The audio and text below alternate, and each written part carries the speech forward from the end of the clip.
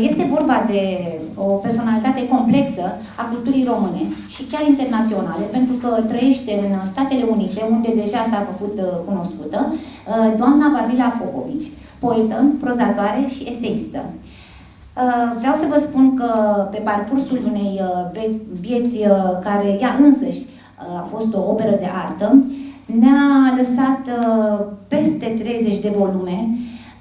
Făcând o incursiune în creația ei, m-am oprit asupra acestui ultim volum, care este o antologie de poeme bilingvă, Inteles Tarziu, și care a fost foarte bine primită în Statele Unite.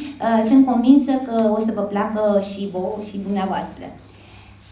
Doamna Vavila, numai anul trecut, a obținut 4 premii importante, și anume Premiul Academiei din Convivio din Italia, apoi premiul din 2014 spre 2015 pentru poezie și cultură al Agenției de Jurnalism și din partea domnului Golescu, directorul ziarului Argeș, de asemenea un premiu pentru activitatea dumneaei de publicist și pentru faptul că scrie bine, scrie continuu și ține legătura cu noi cei de aici, nu ne-a uitat și cu această ocazie amintesc că este și o membră a Fundației Rebreanu, care, deși este dincolo de ocean, a rămas în frumoase relații cu noi și în continue relații și chiar mi-a dat niște mail-uri azi dimineață, iar nu mai târziu de alaltăieri a vorbit și cu mine și cu președintele onorific al fundației noastre, scriitorul Mihai Ghițescu, spunându-ne că are în pregătire un nou volum pe care ar dori tot în acest cadru să-l prezentăm și care va fi o mare surpriză pentru că va cuprinde o riguroasă selecție din întreaga creație a dumneaei.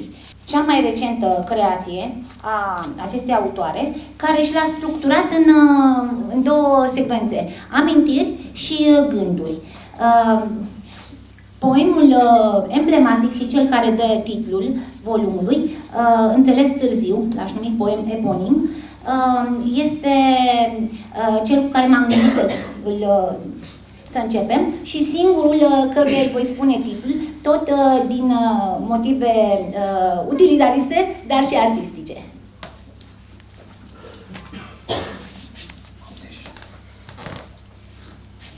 Inteles Tarziu. Când suntem tineri, moartea se află undeva în afara vieții. Când îmbătrânim, ne dăm seama că ea se află în interiorul ființei noastre, lovind precum valul stânca în dorința aprigă de a o răpune. În fiecare clipă murim câte puțin. Valuri lovesc perfid stânca, geamătul ei sinistru, doar către sfârșit îl auzim. Prea scurtă ne e viața, prea mare al său cost pentru a fi risipită fără niciun rost. O, Doamne, de-aș vedea timpul târându-se în genunchi în fața mea, dezlegare morții tot nu aș da. A late understanding. When we are young, death is somewhere outside of life. When we grow old, we realize that it is inside our own being, hitting such as the wave into the rock, until with the fierce will to defeat it. Every minute, we die a little, the waves perfidiously bite the rock, its dreary groan is only heard towards the end. Too short our life is, too huge its cost, to be unnecessarily wasted. Oh God, should I ever see time crawling on its knees in front of me, I would never give death its unbinding. Uneori, copacii devin nervoși, le tremură mădularele, dantelele lor verzi sunt cuprinse de neastâmpări, văzduhul se ostenește și el să murmure ceva. Eu ascult, simt doar neastâmpărul lor, durerea când cerul încearcă răbdarea, puterea, mângâi scoarța aspră și rece a unui copac, îl cuprind cu brațele, îmi așez genunchii pe rădăcinile lui, Privesc trunchiul însetat de absolut și simt că aparțin celui ce mi-a dat viață, că trebuie să mă ostenesc printre furtuni, sufletul să mi-l cresc, precum se ostenesc copacii. Dacă n-ar fi rădăcinile, stâlpi gliei, am vedea arbori în vânt haotic curând. Sometimes trees become anxious. Their limbs tremble. Their green laces comprised of restlessness. The air takes great pains to murmur something. I listen. I only feel their restlessness and sorrow. When the sky tests their patience and their power. I caress the rough and cold bark. I embrace it with my arms. I lay my knees on its roots. I look at the trunk, longing for the absolute. And I feel that I belong to the one who gave me life. That I have to strive for storms to grow my soul like trees do. If not for the roots, the pillars and the land, would we see trees in the wind flying chaotically? Ți-au retezat rădăcinile și ai rămas pe pământ. De unde-ți vei lua seba? De unde? De unde? Tot întrebându-te, te-ai înfășurat de trupul unui copac, te bucura soarele, te biciuiau vânturile, tu rezistai prin rădăcinile lui. El rezista prin mlăzile tale înamorate, până într-o zi, când fiul lui Zeus, mânios, și-a încruntat sprâncenele. Nori negri au venit aduși de vânt. Furtuna a doborât copacul înalt. Vai, rădăcinile! Ai strigat, îngrijorată de propria-ți existență. They chopped off your roots, and you are still on the ground. Where will you get your sap? Whence? Whence? Always asking. You wrapped yourself around the trunk of a tree. The sun delighted you. The winds whipped you. You resisted through its roots. He resisted through your enamored offsprings. Until, one day, when the son of Zeus, furious, frowned his eyebrows, heavy clouds came, brought by the wind. The storm overpowered the tall tree. Oh, the roots, you screamed, worried about your own existence. Nu toate zilele sunt la fel și nu simțim la fel în toate zilele. Nu toate iubirile sunt la fel și nu iubim la fel în toate clipele vieții. E primăvară și iubirea pleacă din noi, ca dintr-un călbuș în care a iernat. Raze de soare jucăușe invadează pământul, copacii grădinilor răsună ademenitor, mintea nu mai răscolește amintiri, trupul și sufletul vibrează în așteptări, iubirea și intensifică forța, prinde aripi și ne transformă în zei cuceritori. E primăvară și vântul aleargă, respiră cu lăsătoarea când caldă, când rece a plămânilor săi. Nu ved albi apărut din noroiul lacurilor, țin ploapele închise, visând puritatea. Oare ce știi tu, dragul meu prieten, despre iubire, despre puterea și metafizica ei? Not all days are alike, and we do not feel the same every day. Not all loves are alike, and we do not love the same in all moments of life.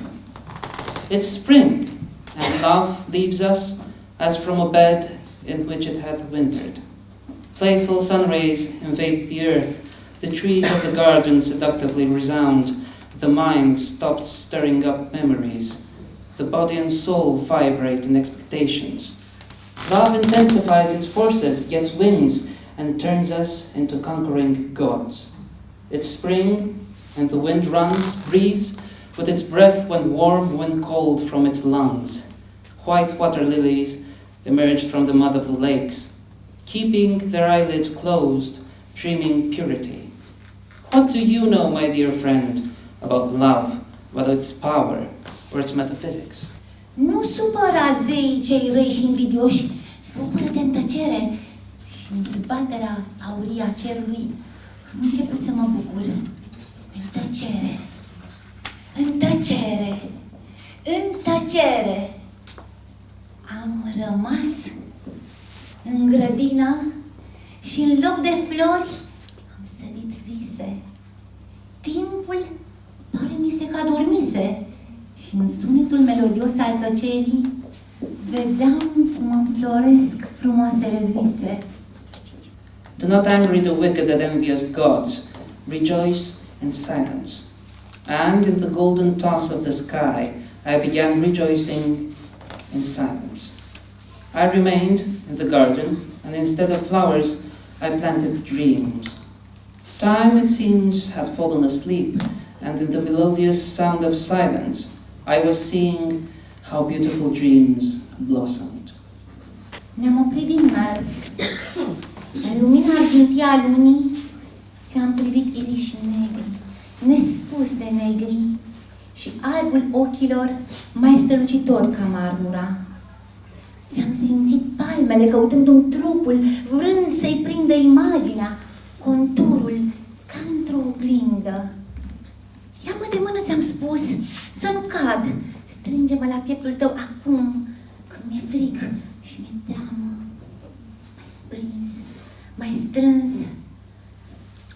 îmi străbăteau sufletul și trupul fiori, în timp ce spuneam pe un ton pământesc, tot ce s-a întâmplat între noi e firesc, e foarte firesc.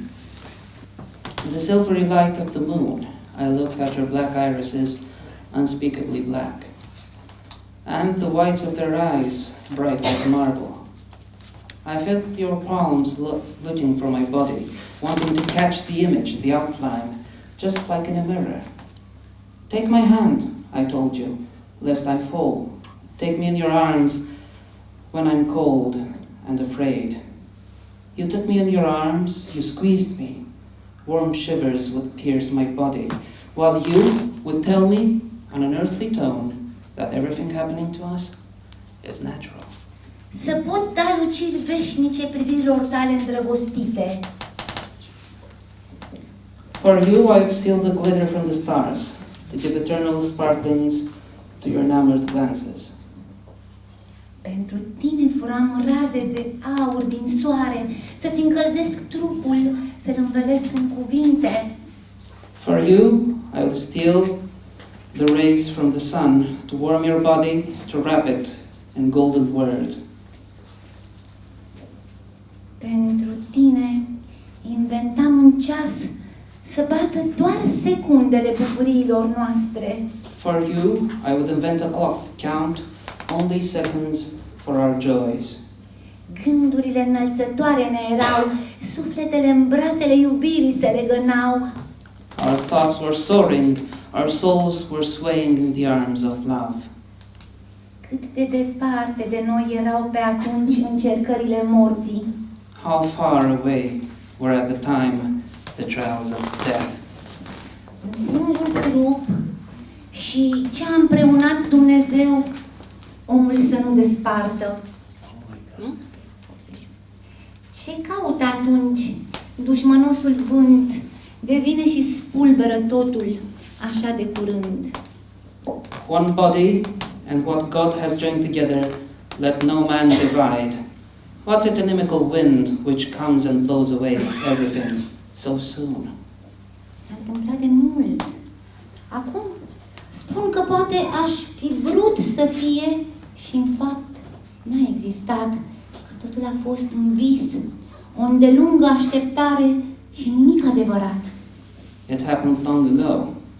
Now I say that maybe I wanted it to be, and in fact, it never was. It was all a dream, an extended waiting, and nothing really true. Tristețea însă, pe care iubirea mi-a lăsat-o, culoarea gri a zilelor o are. Sadness, however, which love has left me, has the color of grey days. Un fluture aș vrea să fiu, A butterfly I'd like to be, să te caut în razele de soare to look for you in the rays of the sun, și să te adăpostesc sub aripile mele.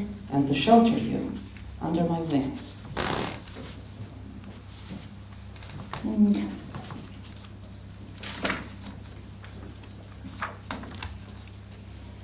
Când băncile se golesc, clasa se închide.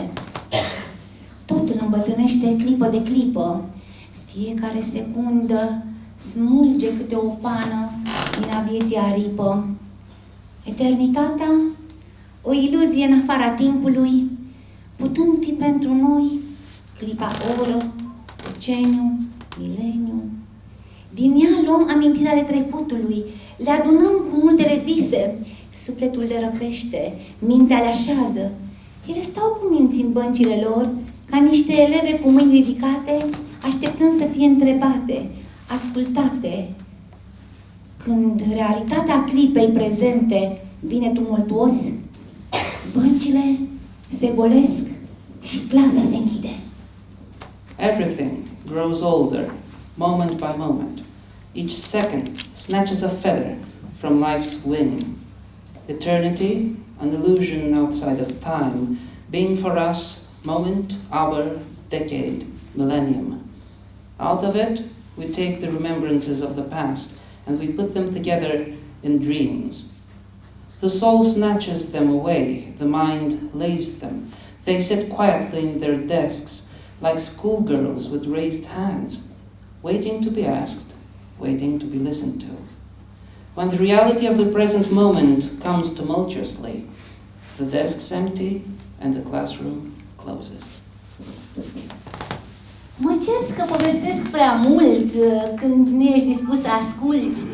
Mă cerți pentru prea multele amintiri, dar nu port eu vina. Îngerul mă îndeamnă și tocmai cum un pianist își începe ziua cu game, arpegii și acorduri, eu încep zilele cu amintiri, trăiri și adânci regrete. Trecutele iubiri le păstrez toate ca pe niște flori cresate într-un ierbar. Pierderea lor pentru mine ar însemna moarte. Cei care trăiesc doar clipa prezentă nu pot iubi cu adevărat. Dragostea înseamnă lanțul întreg, trecut, prezent și viitor visat. Povestesc, visesc, trăiesc și mă rog.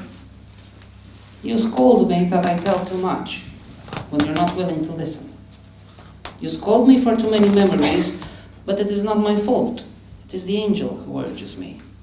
And like a pianist who begins his day with a scale, arpeggios, and chords, I begin my days with memories, feelings, and deep regrets. I keep all my past loves like flowers pressed in a herbarium. Their loss would mean my death. Those who live only in the present moment can't really love. Love means the whole chain. Past, present, and future dreamed. I tell, I dream, I live, and I pray.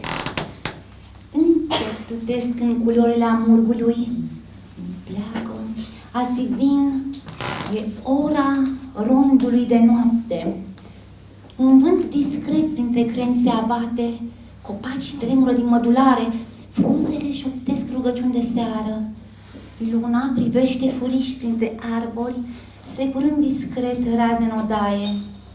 Degetele mâinilor alunecă pe clape bemolate, sunetele se succed în tonuri, semitonuri, zburând ca îngeri spre cer în noapte. Gândurile îngenunchează pe covorul argintiu întins din cer până pe clape. Clar de lună, noapte. Angels float in the twilight colors, some leaving, some coming. It's the time of the night round. Through branches, a discreet wind diverts. Trees shiver from all their limbs. Leaves utter evening prayers.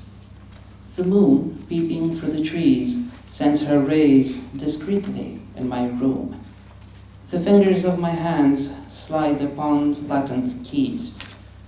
Sounds succeed each other in tones, semitones, flying like angels towards heaven in the night. Thoughts kneel on the silver carpet, stretched out from the sky onto the keyboard. Moonlight, night.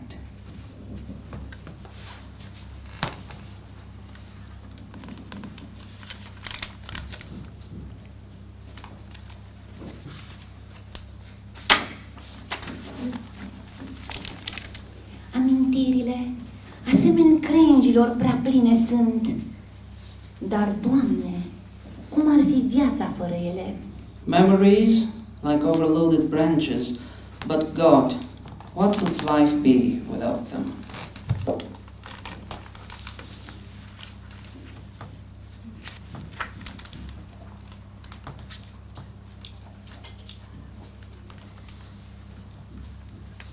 Bătrânii află și simt clar sensul vieții.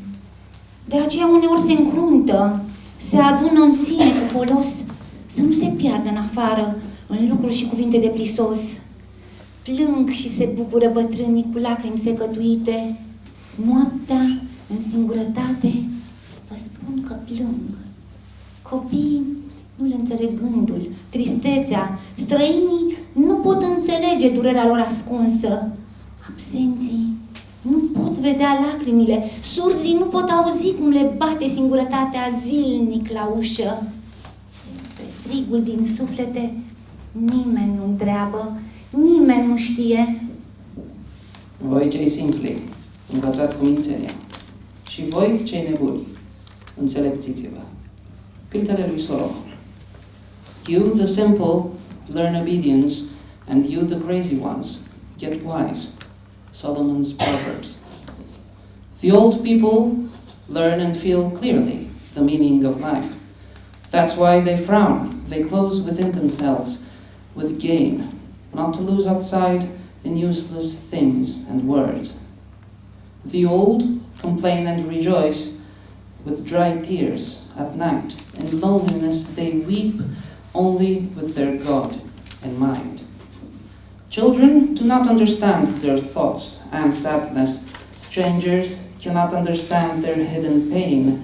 The absentees cannot hear the tears. The deaf cannot hear. How daily loneliness knocks at their door.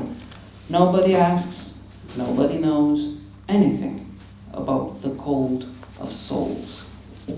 Când mă plimbam prin odăi, viața își desfăcea paginile cu amintiri și vise. Clipa prezentă, ca un fulger venea, le despărțea, făcea o pauză între ele. Când plângeam, plângeau cu mine toate lucrurile din odaie. Când râdeam, ecoul râsului le înveselea. Sufletul mi-l încălzeau cu căldura strălucirii pe care doar aștri ne pot da.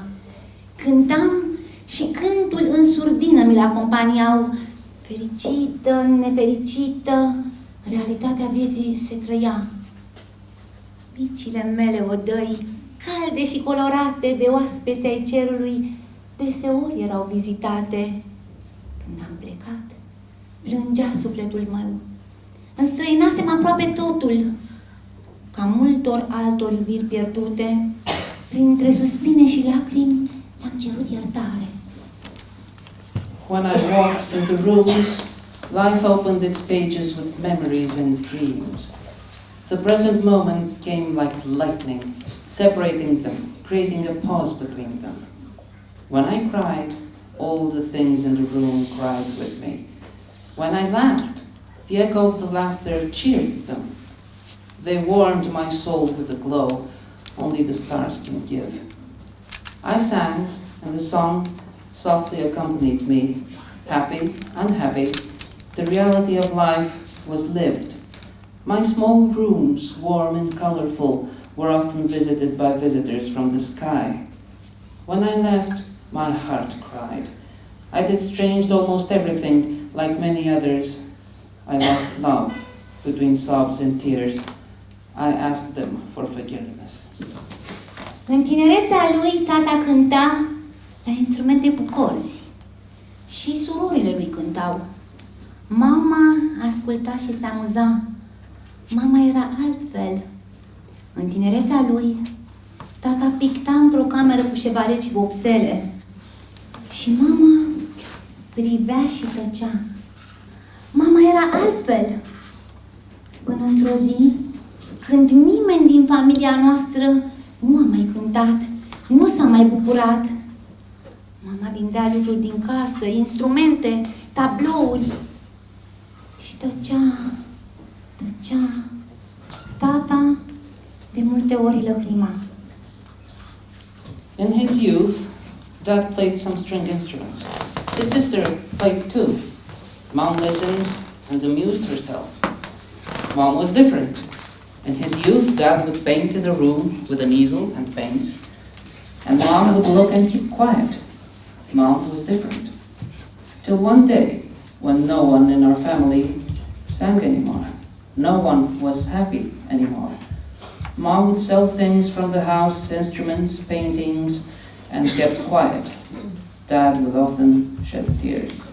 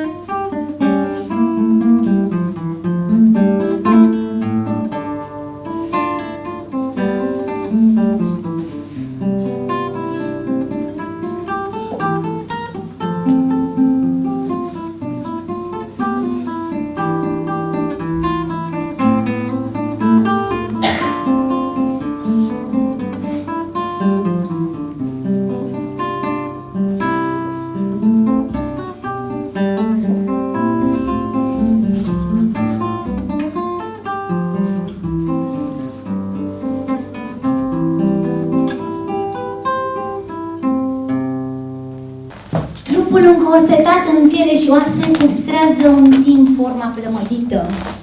Puținul care ajunge nimic. Sufletul, purtând comorile lumii toate, încorsetat în acel puțin, e restul, plenitudinea, darul, părticica infimă din trup luminos. Cu răni nevindecate, pleacă sufletul mai departe. Trupul, de suflet părăsit, în pământ se trage, din ce-i făcut se desface. Din tânărul, frumosul vas din lut cândva plămădit, cu iubire dăruit, rămâne doar amintirea, un chip înrămat, pe perete atârnat, sau printre alte obiecte pus într-un raft. The body, corseted in skin and bones, keeps for a time the molded shape, the little which comes to be nothing. The soul, bearing all the treasures of the world, corseted in that little, is the rest, the plenitude, the gift, small part of the bright body. With the unhealed wounds, the soul goes on. The body, abandoned by its soul into the ground, it is pulled to be undone from what it was made. From the young, beautiful clay pot, once molded, lovingly given, only a memory remains, a framed face, hung on a wall, or among other objects, then laid set on a shelf.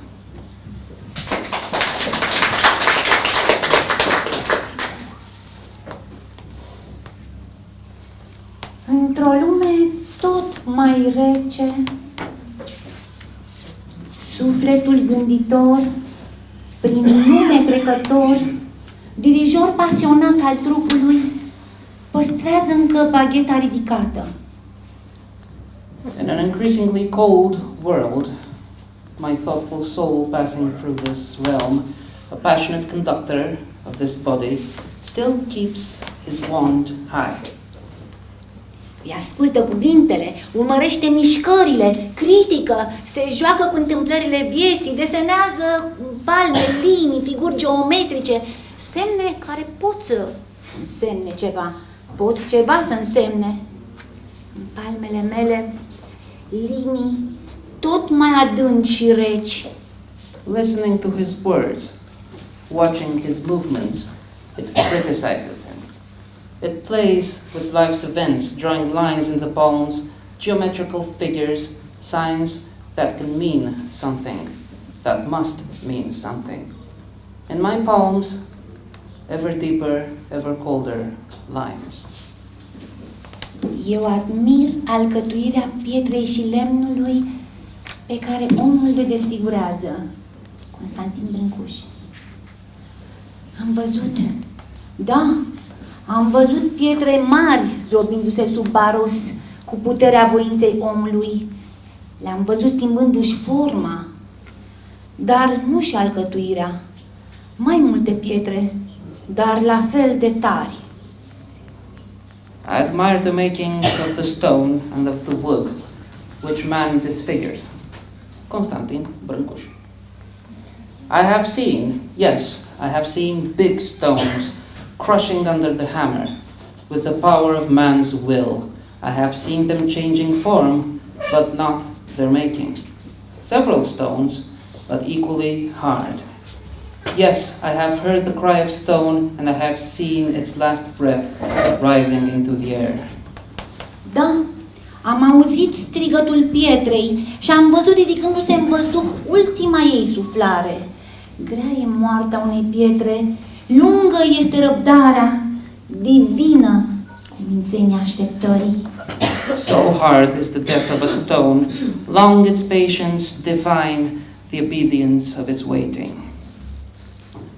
Am văzut strălucirea unei pietre și am simțit binefacerea ei.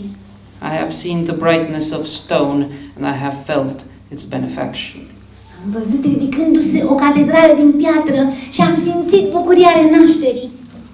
I have seen a cathedral rising from stone, and I have felt the joy of revival. Am cântat generații cu tăria, răbdarea, tăcerea și puritatea și culoarea ei. The bride to delight generations with its force, patience, silence, purity, and color. Se încumetă cineva să muște piatra? Nu? Atunci fii piatră. Does anyone there bite the stone? No. Then be a stone.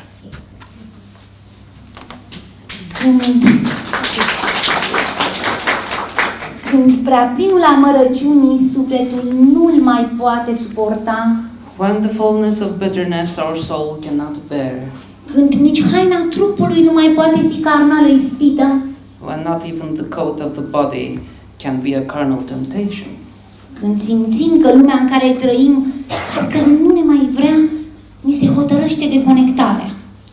when we feel that the world in which we live no longer wants us, seemingly, our disconnection is decided. O sfântă resemnare din nebunia zilelor ne scoate. A holy resignation snatches us from the madness of the days. El și iubirea rămân peste tot. He and his love reign over all. De va avea solzi, poemul va pluti și în razele soarelui va străluci. De va fi spongier animalului Aristotel, de apa oceanului va fi pătruns. If it has fish scales, the poem will float and will shine in the sun. If it's to be a sponge, Aristotle's animal, then the ocean will enter it. De va semăna cu coșulețul Venerei, adevărată frumusețe va avea, spaime de inimă și de gând va ascunde și în timp va rezista. If it will resemble Venus's basket, however, real beauty it will have, fears of thought and heart will hide, and in time it will last. Poemul corzile sufletului să le atingă. The poem, strings to touch the soul.